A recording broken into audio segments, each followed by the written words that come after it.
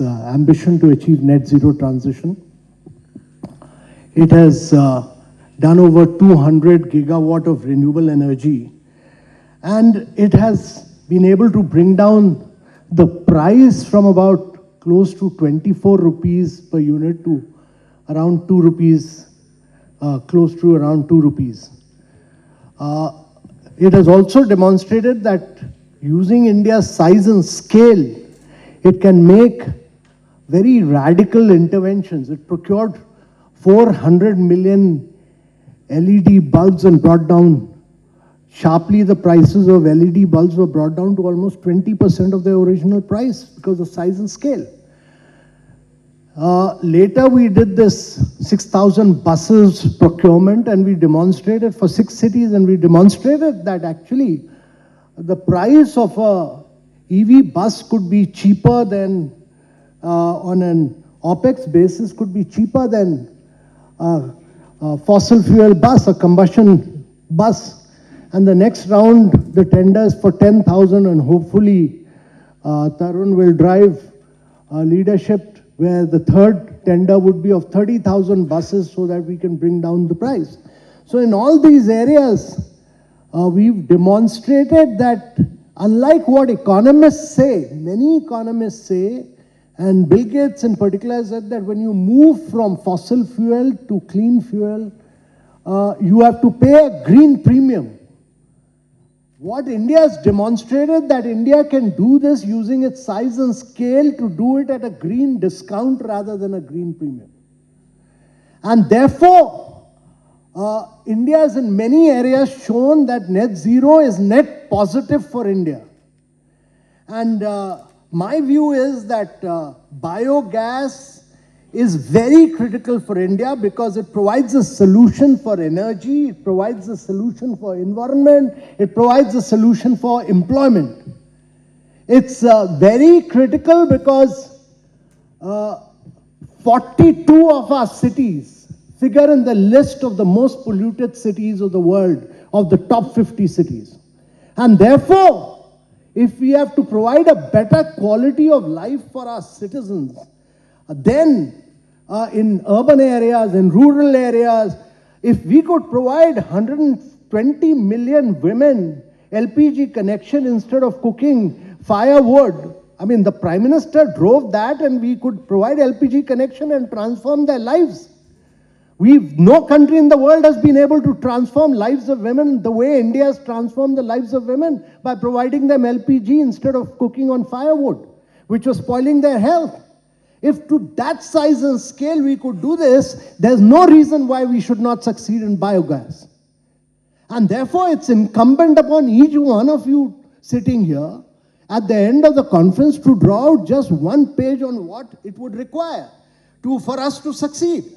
Because biogas has become a very, very critical part of the clean energy mix in countries like Germany, France, US, Brazil.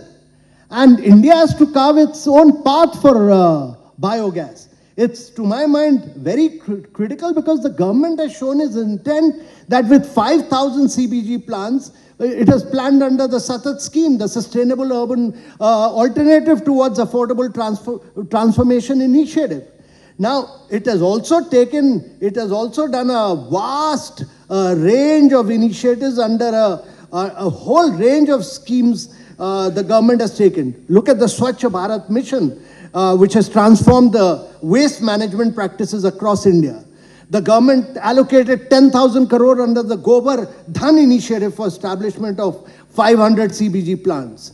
The SATAT scheme for 5,000 of these CBG plants. And then you mandatory offtake of fermented organic manure by fertilizer companies, which was issued by the Department of Fertilizer.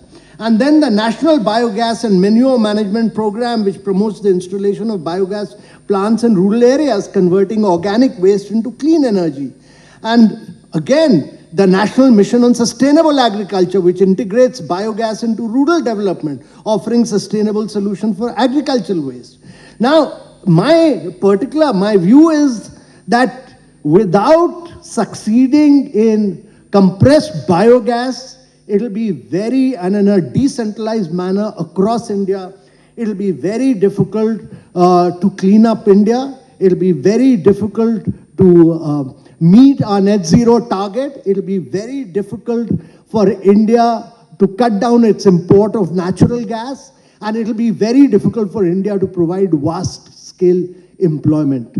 We have to look at it from a perspective of turning trash into cash, looking at it by converting young entrepreneurs, bringing up startups, ensuring that waste is utilized heavily. There are backward forward linkages.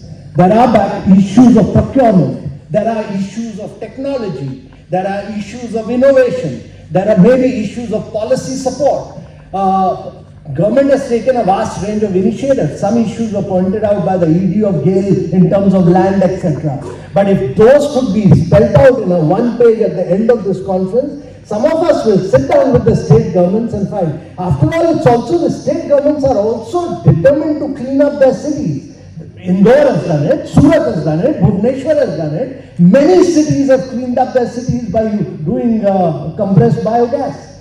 In Indore, on methane, CBG is mixed with methane and the buses are run. All the buses in the cities are run on this. They have a CBG plant there which is run very effectively. Chhattisgarh has done this in Naya Raipur. And therefore my view is that whatever is required in terms of policy support, in terms of incentive, in terms of technological innovation, we need to drive entrepreneurship in a very big way to make this a success, much like we have succeeded in renewables, much like we have succeeded in LPG, much like we have succeeded in a range of areas. And therefore, the size and scale of this, because in India, once we start succeeding, then it becomes a mass movement. Everybody wants to replicate that. And we would be very happy if we get a clear perspective from all of you sitting here at the end of this conference. There's no need to get into a lot of detailed deliberations, findings, big discussions, big reports. Give us just 1 or 2 pages on what needs to be cracked and at what level, and then we will take it forward. To my mind, we need to transform biogas from a very nascent sector into a cornerstone of India's green energy transition. And that can be really a way of leveraging our waste into sustainable growth. That can be a way of creating a large-scale employment. So we look forward to your recommendation, and we look forward to working on with all of you to make this a big success in India. Whatever the challenges, it's for all of us to work together to make this a big success story of India, because this can be truly transformational. This can be transformational for employment, this can be transformational for meeting our net zero targets, and this can be really transformational in terms of cleaning up our cities more than anything else. Thank you very much. Colleagues, first of all, thank you, Mr. Amitabh Kant, for galvanizing this hall, putting so much energy behind biogas, CBG, and the areas we are going to discuss for today and tomorrow. On behalf of World Biogas Association, conference co-organizers, and all sponsors present here, it is truly my privilege to propose the vote of thanks for all the eminent panelists and special guests present on the dais during this inaugural session of World Biogas Association India Congress 2024. For us, this is not simply a conference for discussion. For us, this is a place for action, coming up with solutions for not only helping, facilitating, assisting India to achieve its huge vision and target and ambition of having 5,000 CBG plants, as of now 100 to 5,000 in next 5 years, between now and 2030. And that's where the challenges come, but there are also solutions are there. As Charlotte Morton, our Chief Executive of World Biogas Association, highlighted at the beginning, that from our side, at the global level, under our Making Biogas Happen flagship program, we are finalizing global biogas regulatory framework and international anaerobic certification scheme, which can be adopted at country level to really scale up whole industry. like all eminent panelists mentioned here, it's time to scale, from nascent technology to scale. But for that will require regulatory framework, smart policies, technology transfers, targeted financing, and above all, capacity building and knowledge management.